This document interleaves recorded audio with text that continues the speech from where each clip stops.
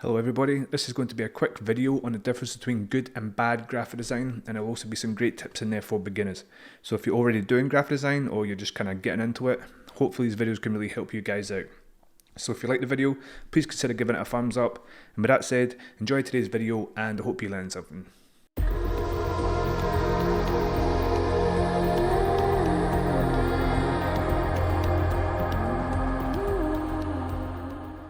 Something I see recurring a lot with new designers is the lack of knowledge about having breathing space inside of a design.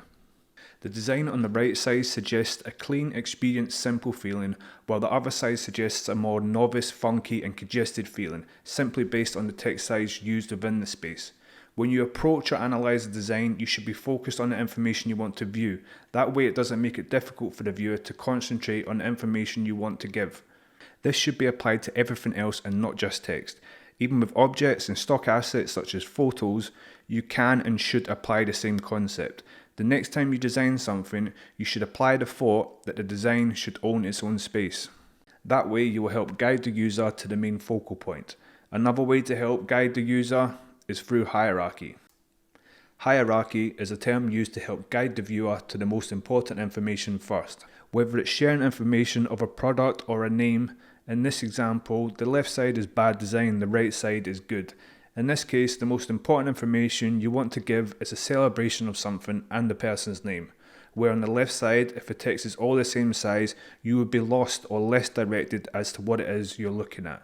It's the same idea really when sharing information on a product to sell, or if you're looking to highlight something. How you actually place things on a canvas is the speed in which someone can actually take in what is most important. With so many ways to explain hierarchy, in layman's terms, it's an idea that things that are important are bigger and the things that are less important are smaller. The size can definitely vary, but it's something that you guys should all understand in the designer world, where the first 2 seconds someone views a piece of content is the absolute most valuable. Now for the last tip I want to cover in today's video, it's colour theory. In specific, contrast. Just like we spoke about with hierarchy, colour can also control the very same aspect. A lot of the time when viewing a project, it's super easy to glance over what the designer actually thought when choosing their colours. For example, I created this header which purposely lacks contrast, and the colours together simply just don't work in its own favour. Typically in a background, the value will be darker and the foreground will be lighter, or vice versa to maintain that contrast. So with that in mind and using some awesome complementary colours, you can instantly improve the look of the design. A colour wheel makes it easy for beginner designers to find a colour combination that the majority of people will instantly fall in love with.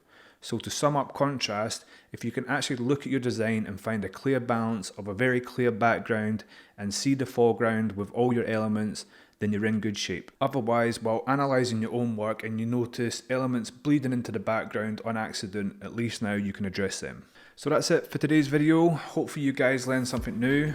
It was a kind of a crash course giving you guys some cool terms and ideas and some really drastic good and bad design examples. Hopefully making those connections for you. If I did that today, maybe give the video a thumbs up and comment below on anything else you want me to do or go over in my future videos. And with that said, thanks for taking the time to watch and hopefully see you again in my next one.